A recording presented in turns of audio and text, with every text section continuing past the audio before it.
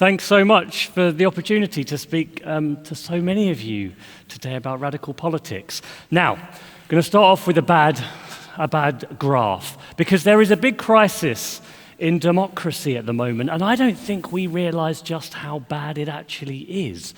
A couple of years ago, a survey was done asking people whether they thought it was essential to live in a democracy.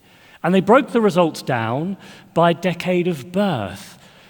And as you can see, people that were born in the 1930s, 1940s, people in their 70s and 80s, high proportions of them still think, yes, it's essential to live in a democracy. But as you roll forward, people born in the 70s and 80s, that number goes down until we get to people in the 80s who, we're talking about people in their 30s here. Very low proportions of them think that it is essential to live in a democracy.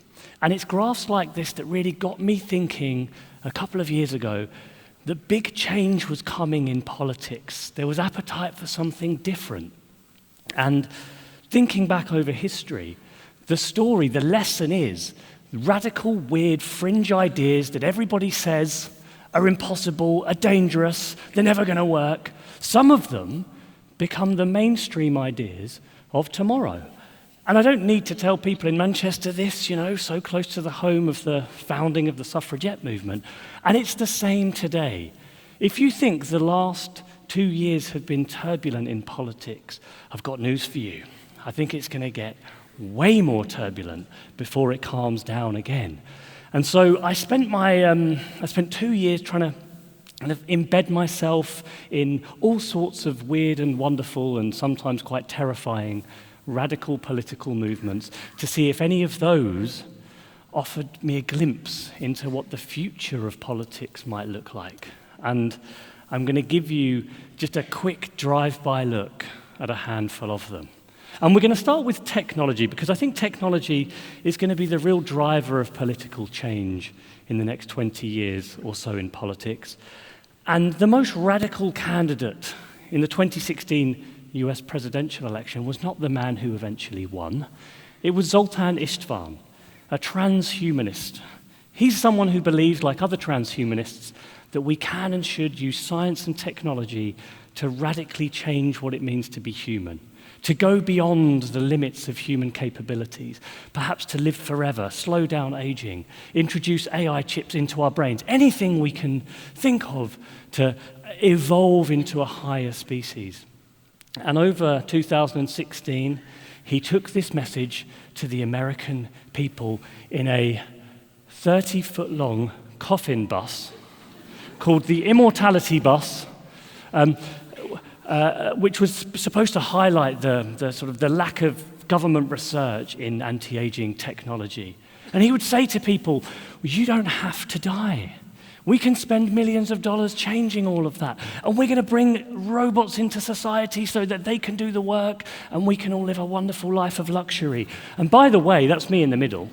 By the way, it's meant to look like a coffin. I don't know if it does really look like a coffin, but the casket on the top was blocking the air ventilation. So apparently if we turned on the air conditioning, there was literally a chance we were going to die, which I thought would have been so beautifully ironic on the Immortality Bus, but never mind.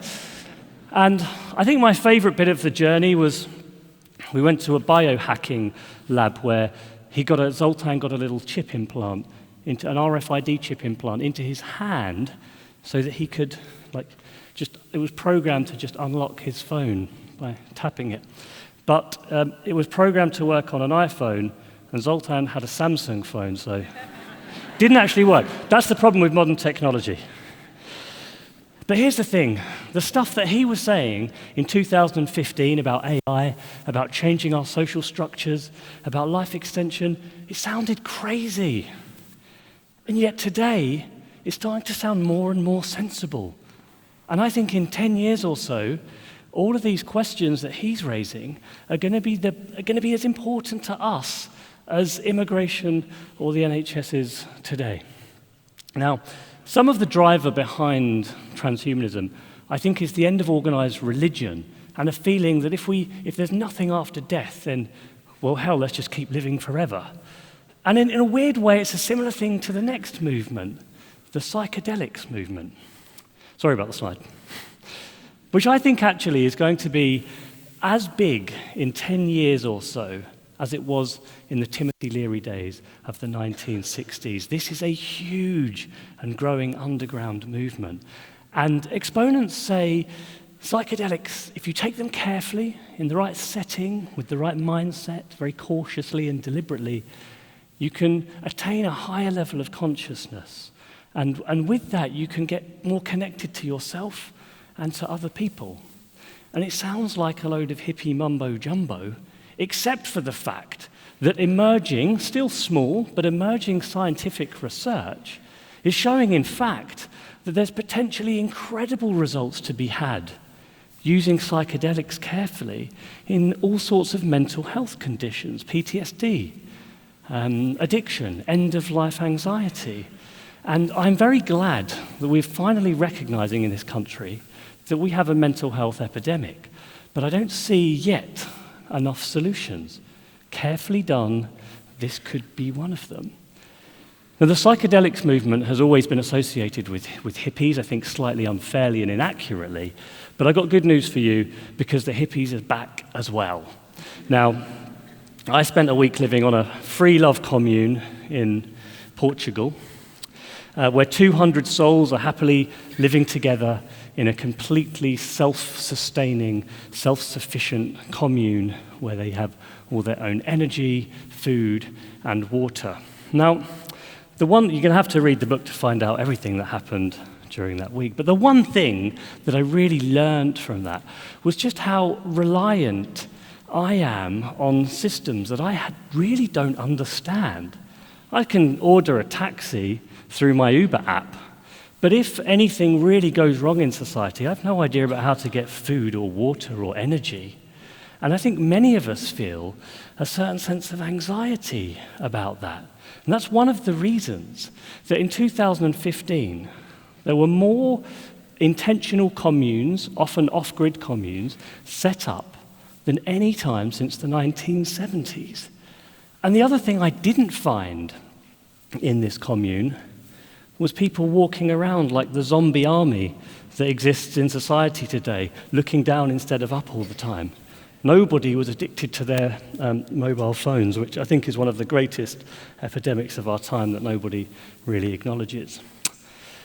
Now, these ideas, I think, so far are fairly gentle. They're the kind of things that people that attend TED lectures would be open to. But what about political ideas that you strongly disagree with? Can we learn something from them too? Can we learn something from somebody like Tommy Robinson, former leader of the English Defence League, the notorious anti-Islam group? Well, yeah, actually, I think that we probably can. In 2016, Tommy Robinson tried to set up a respectable version of the EDL.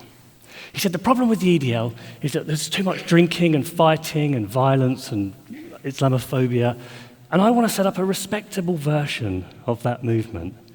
And I followed him, I sort of shadowed him for weeks as he tried to do that. And he did. Over the course of 2016, he held several demonstrations where there was no drinking, there was no fighting, there was no chanting, there was no violence, and there were no people. Because they're the reasons that people go to these sorts of movements. And I think we misunderstand that a lot about some of these groups, that actually it's in some ways a social movement, it's a social activity being part of a group like the English Defence League, spending time with like-minded people and having been chased across Europe by anti-fascists and having police guards on our hotel. This is exciting, thrilling stuff. And I think groups like the English Defence League, in a strange way, are something like a warning system to the rest of us. What happens when large groups of people feel like progress has left them behind, and they feel the need to find purpose and meaning in a movement that is aiming at something bigger than them? And if we constantly sneer and patronize people like this, we only push them further away.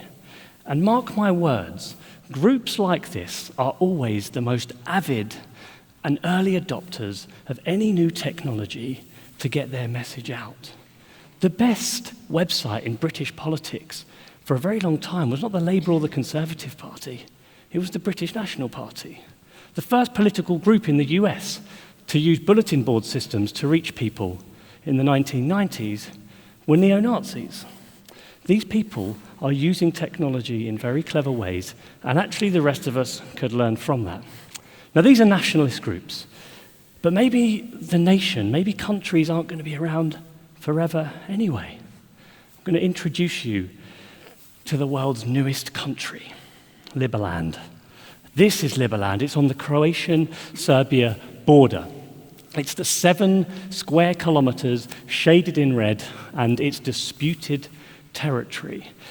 But it's disputed in a very unusual way, because Croatia on the left there says that belongs to Serbia, and Serbia says it belongs to Croatia, which I think is the first time that's ever happened. Just so you know why that is, after the Croatian War of Independence from Serbia, the de facto border was set at the Danube River there. Croatia wanted it to be the 19th century course of the Danube River, which is the black line, which would have put a lot of Serbia into Croatia, but that little bit of Liberland into Serbia. Serbia, who's happy with the status quo, says, no thanks, we don't want it. So that makes Liberland terra nullius, land unclaimed by a sovereign nation state. And under international law, anyone who turns up and sticks a flag in the ground can claim sovereignty over terra nullius, which is what this guy does in 2015. His name is Vít Jedlička. He's a libertarian activist from the Czech Republic. He turns up, declares this the new free state of Liberland, and he says it's going to be the first libertarian country in the world, where all taxation is voluntary. There's no central government telling us what to do. There'll be no restrictions on what you can own, what you can say, what you can do, what you can put in your body. And thousands of people rush to sign up for citizenship. Croatia gets really angry and shuts the border immediately. And now Vít is on a campaign to get recognition for this country. Now, to become a new country, all you have to do is to get other countries to agree that you are a country. So it's ridiculous. It's a cartel system. You can edit that bit out. So Vít is now on a mission to try to persuade everyone that Liberland is a real place. So he's getting all the trappings of the nation state. He has a minister for finance who doesn't do much because there's no taxation. He has a foreign affairs minister. They have an air traffic controller. They have a football team. They have a national wine. They have a national beer. They run architectural competitions to see what the place is going to look like. It actually looks like this at the moment, so it's not quite there, but... So it sounds like a ridiculous pipe dream. No country has yet recognized Liberland. But is it? Is it?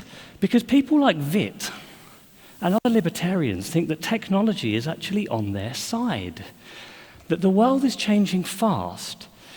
Countries and big central governments as we know them were designed really a couple of 100 years ago with large centralized bureaucracies that could control things.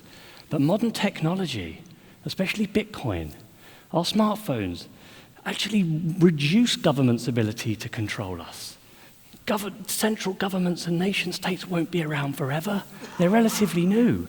What might replace them? People like Vít say these small city-states using libertarian principles to encourage freedom. Now, you might say that all of these, I'm going back to my branding now, off Vít's branding, you might say that all of these ideas are ludicrous and none of them are ever going to work.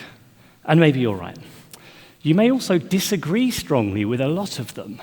And I have big problems with all of the ideas that I've talked to you about. I worry greatly about psychedelics. It can be very dangerous. I don't particularly want to live forever either.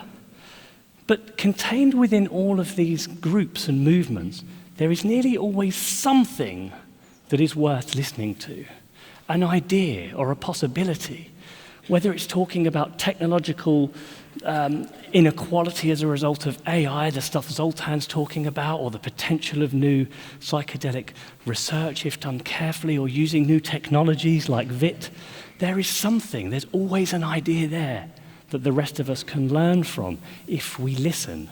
Now, I think in the next 20 years, liberal democracies are going to come under unprecedented strain. A combination of technological, environmental, attitudinal, demographic change is going to put huge pressure on the way that we organize society. We need new ideas about how to manage those transitions. And those ideas are not going to come from me, they're not going to come from the mainstream centre-left or centre-right. History says they're going to come from these people.